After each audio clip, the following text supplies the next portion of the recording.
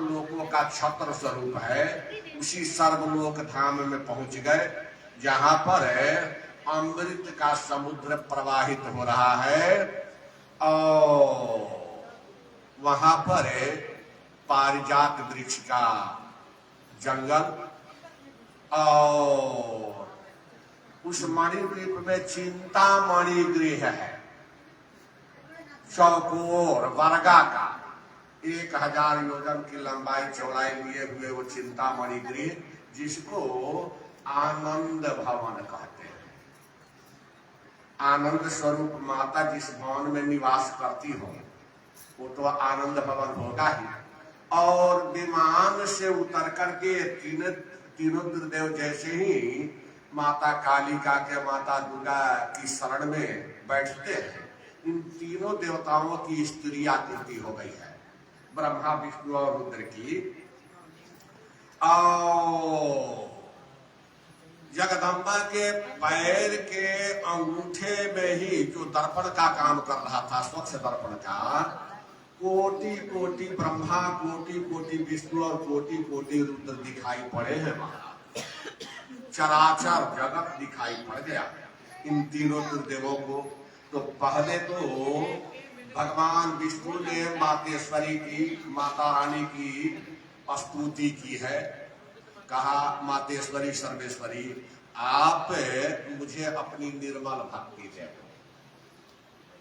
मुख से आपका नाम भजता रहूं, आपका कीर्तन करता रहूं, और नेत्रों से आपका दर्शन करता रहूं, और मेरे हृदय में आपकी झांकी नित्य प्रति होती रहे।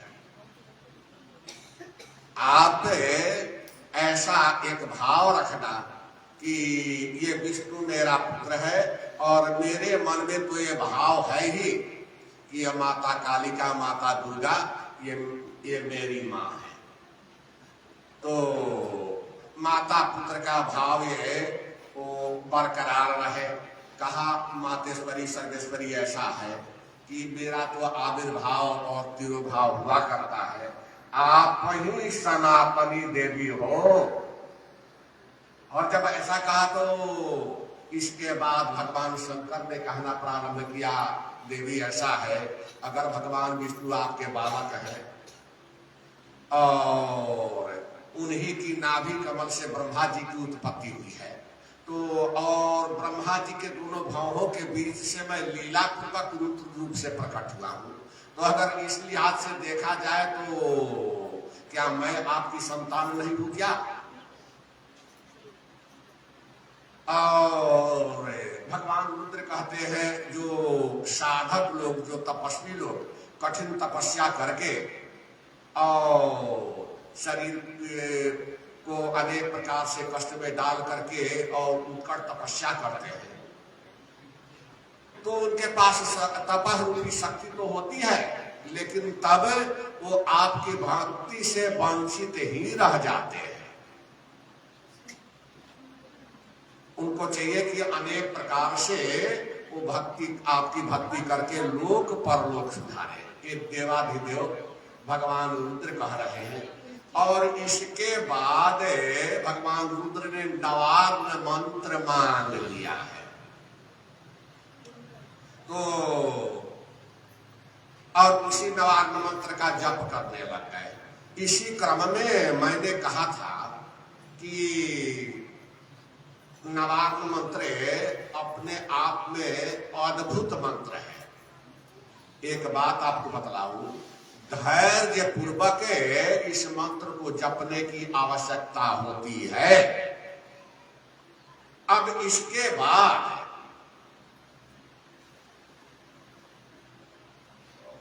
सृष्टिकर्ता लोक पितामह प्रजापति ब्रह्मा जी माता की स्तुति करते हुए कहने लगे, मातेश्वरी सर्वेश्वरी,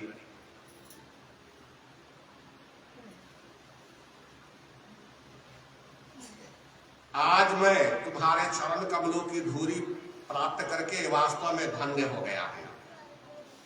और तुम्हारी कृपा से मुझे यथार्थ ज्ञान हो गया, वास्तविक ज्ञान हो गया। क्यों?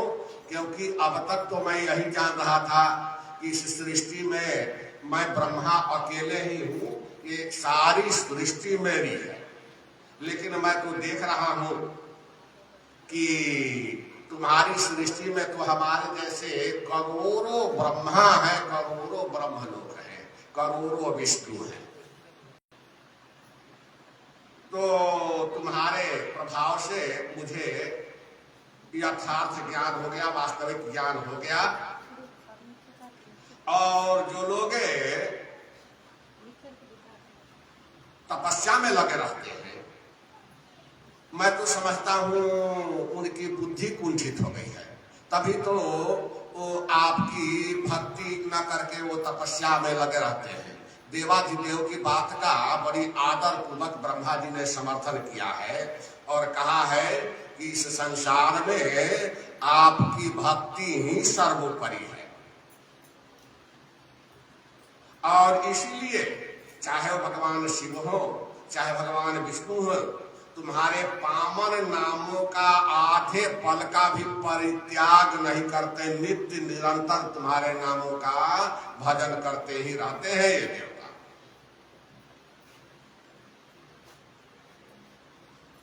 और तुम्हें प्राणियों की प्राण शक्ति हो, और अगर तुम्हारी शक्ति निकल जाए तो प्राणी शक्तिहीन हो जाता है। अब यहाँ पर वो ब्रह्मा जी कहते हैं, मातेश्वरी सर्वेश्वरी, तुम्हारी लीला बड़ी विचित्र है।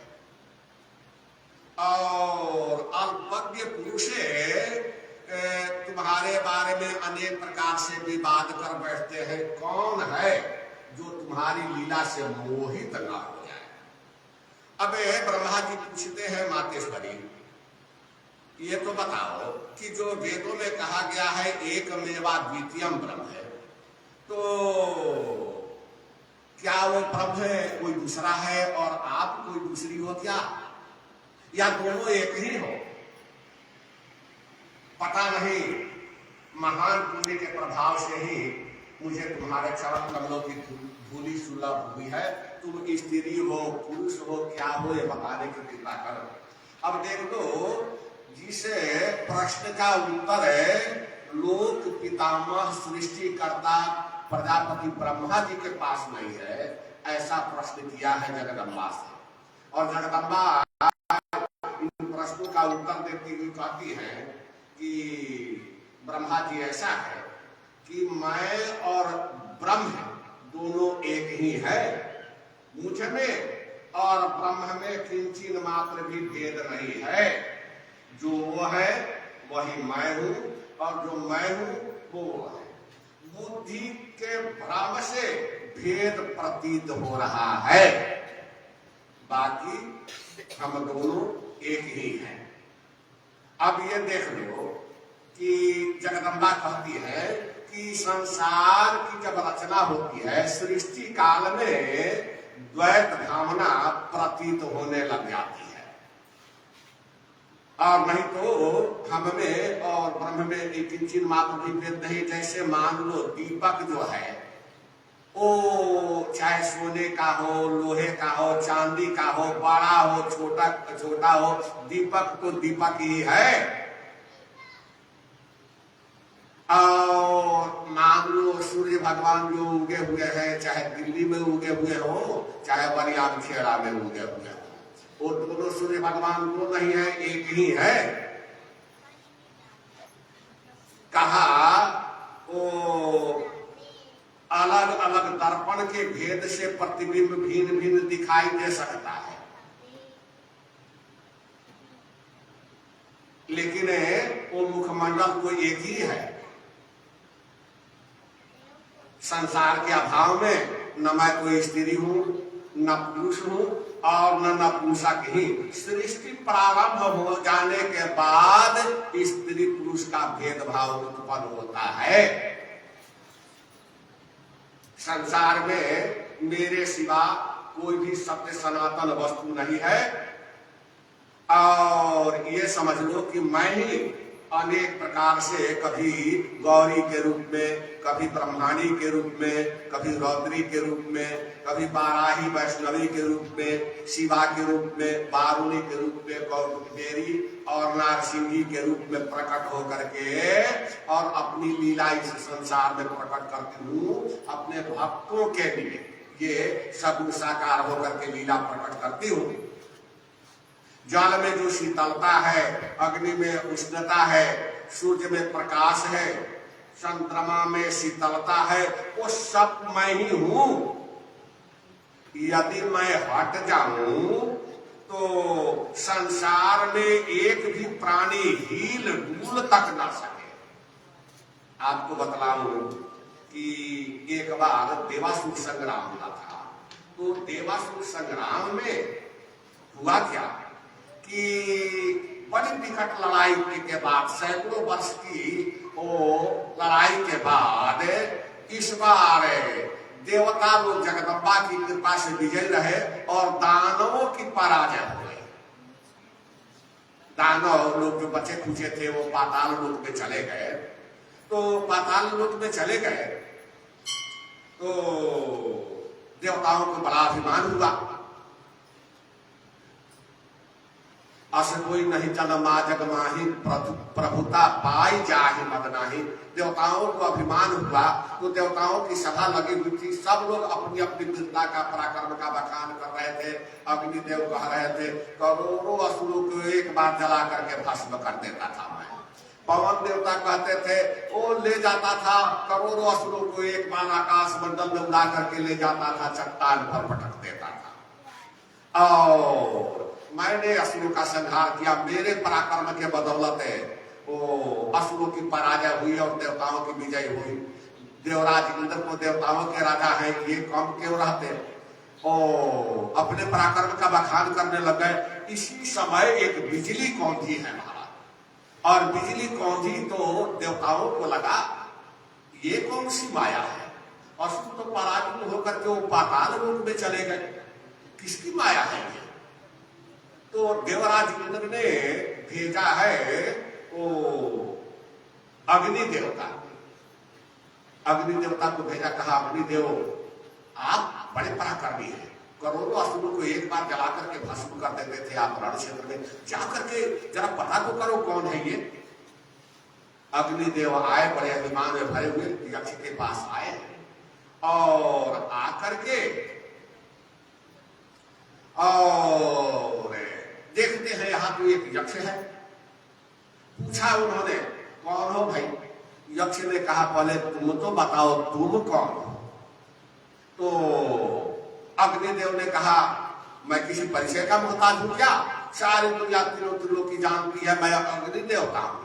कहा अच्छा, बड़े अभिमान से बतला रहे हो, क्यों नहीं बतलाऊ।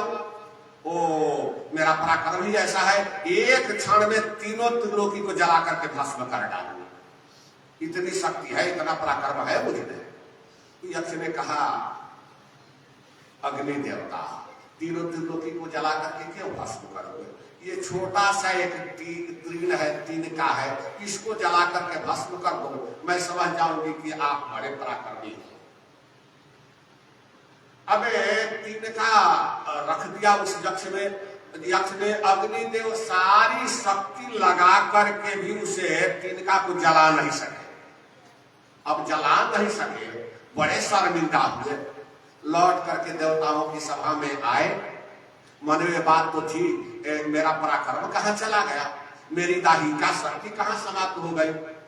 देवताओं ने पूछा अग्निदेव कौन है वह। अग्निदेव ने कहा मुझे तो कुछ भी पता नहीं चला भाई, किसी दूसरे पराक्रमी देवता को भेजो। तो देवराज इंद्र ने पवन देवता को भेजा, कहा आप तो प्राणवायु, आप कहते हैं कि मेरे बगैर कोई प्राणी जिंदा नहीं रह सकता, कुछ ही क्षणों के लिए जिंदा नहीं रह सकता, तो आपके पराक्रम से हम देवताओं की विजय हुई है, आप जा करके जरा देखना कौन है वो। पवन देवता आए, 49 वरुण है। यक्ष से पूछा कौन हो भाई। यक्ष ने कहा पहले तुम अपना परिचय तो बताओ, तुम कौन हो। तो पवन देवता ने कहा मैं तो पवन में देवता हूँ, 49 मरुदगण एक क्षण में तीनों त्रिलोकी को उड़ा करके ले जाऊंगी, इतना पराक्रम है मुझ में। तो यक्ष ने कहा पवन देवता तीनों त्रिलोकी को उड़ा करके क्यों ले जाओ, ये छोटा सा तिनका उड़ा करके दिखा दो तो मैं समझ जाऊंगा कि मतलब ये आप में पराक्रम है। और यक्ष ने वो तिनका रख दिया। अब तिनका रख दिया, वो पवन देवता सारी ताकत लगा करके, पूरी शक्ति लगा करके दूर से वो तिनका को उड़ाना तो दूर हिला डुला भी नहीं सके। और जब हिला डुला नहीं सके तो वैसी स्थिति में बड़े शर्मिंदा हुए। यक्ष ने पूछा क्या हुआ, कहा मुझे में तो शक्ति नहीं है। तो यक्ष ने कहा तो लौट जाओ, जब शक्ति ही नहीं है तो लौट जाओ। अब वैसी स्थिति में वो स्वयं इस बार देवराज इंद्र आए हैं। देवराज इंद्र आए तब तक यक्ष को अंतर्धान हो चुका था। इंद्र पहुंचे हुए देवताओं के राजा समझ गए तो कोई ना कोई विशेष बात है, कोई ना कोई विशेष शक्ति है जिसके आगे वो अग्नि देवता और वायु देवता भी प्राण ये सामर्थ्यहीन हो गए, शक्तिहीन हो गए। तो वहां पर बैठ करके उन्होंने वो माया बीज का जप प्रारंभ कर दिया, ओम ह्रीम का जप प्रारंभ कर दिया, जगदम्बा के पावन युगल चरण कमलों को हृदय में धारण करके। और तब बहुत उत्कट तपस्या के बाद चैत्र मास के शुक्ल पक्ष की नवमी को दोपहर के समय ओ जगदम्बा का दर्शन हुआ है देवराज इंद्र को। और तब देवराज इंद्र ने माँ को साष्टांग प्रणाम किया है। और माँ क्या, जिसको कहते हैं लाल चोला मैया का चम चम चमके, वो एकदम लाल श्री विग्रह, नेत्र भी लाल लाल, वो रक्त चंदन से चर्चित और लाल रंग की माला, लाल पुष्प उनके गले की शोभा बढ़ा रहे थे। तो देवराज इंद्र ने साष्टांग प्रणाम किया उत्तम भक्ति भाव से संपन्न होकर के। और तब वो माता रानी ने कहा देवराज इंद्र ऐसा है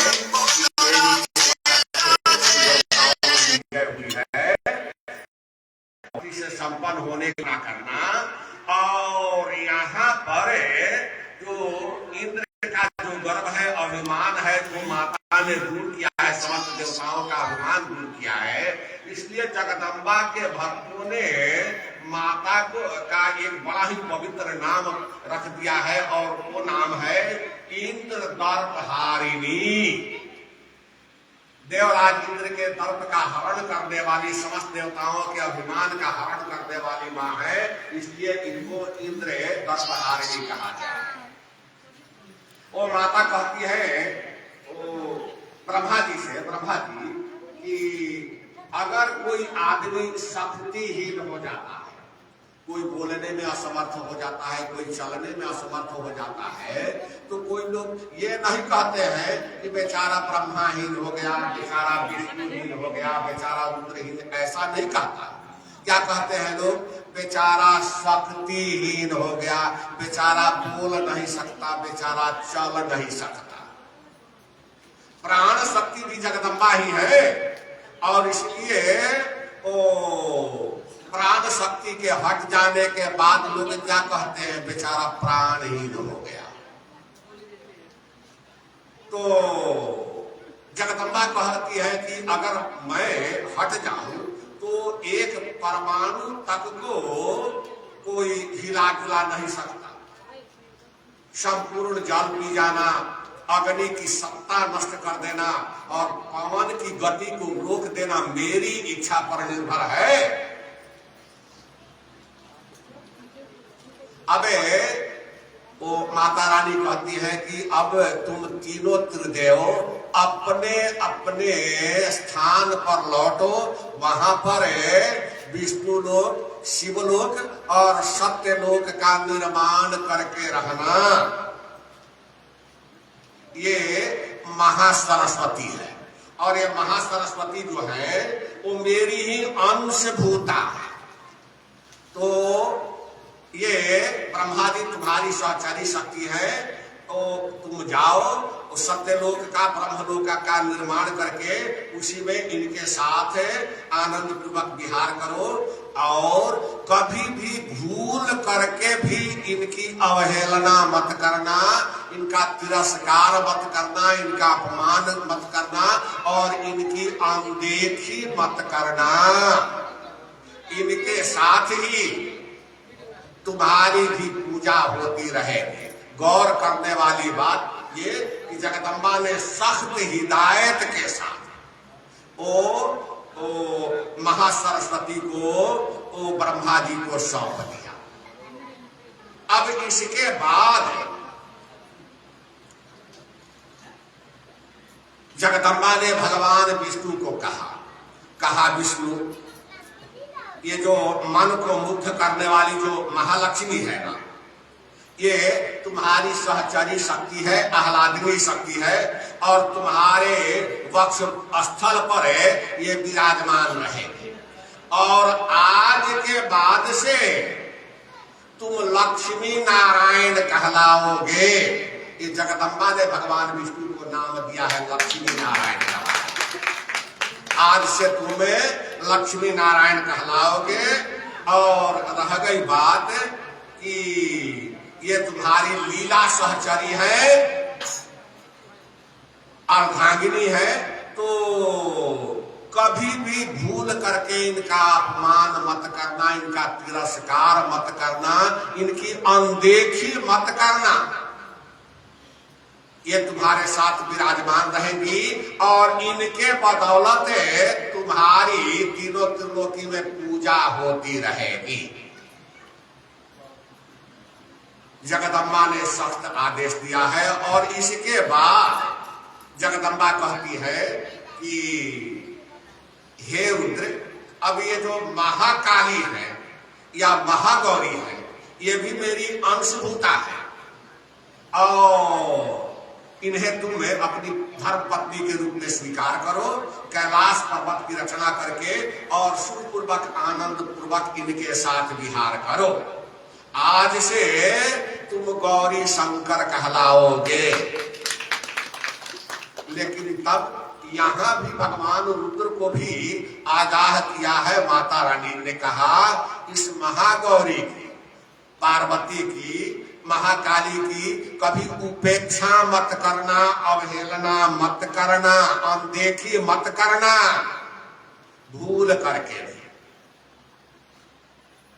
और एक बात बताओ, वो शास्त्र सम्मत बात कह रहा हूं, देवी भागवत के आधार और सख्त आदेश दिया है। इन शक्तियों की कभी अनदेखी मत करना, अवहेलना मत करना, तिरस्कार और अपमान को भूल करके भी मत करना। कहने का मतलब ये कि अब देखो, यही सब कुछ घटित होता है दाम्पत्य जीवन पर। अच्छा ना, दाम्पत्य जीवन में धर्म प्रधान है, और इसीलिए वो जो पत्नी होती है उसको अर्धांगिनी कहा गया है, धर्म पत्नी कहा गया है। तो यहाँ जगदम्बा यही कह रही है कि कभी भी भूल करके भी धर्म पत्नी का, अर्धांगिनी का अपमान मत करो, तिरस्कार मत करो, अवहेलना और अनदेखी मत करो। जैसे यहाँ पर वो भगवती भुवनेश्वरी ने महालक्ष्मी को समर्पित किया, अपनी ही अंशभूता भगवान नारायण को समर्पित करके, और लक्ष्मी नारायण नाम दिया ना, उसी तरह से वो कन्या का पिता कहता है इमाम लक्ष्मी रूपाम कन्याम नारायणाय तुभ्यम अहम समर्पये। ये लक्ष्मी स्वरूपा अपनी कन्या नारायण समझ करके आपको समर्पित कर रहा हूं। तो अब देख लो, जिस घर में लक्ष्मी स्वरूपा धर्म पत्नी निवास करे, अर्धांगिनी निवास करे, जिस घर में नारायण स्वरूप वो पति निवास करे, परमेश्वर निवास करे,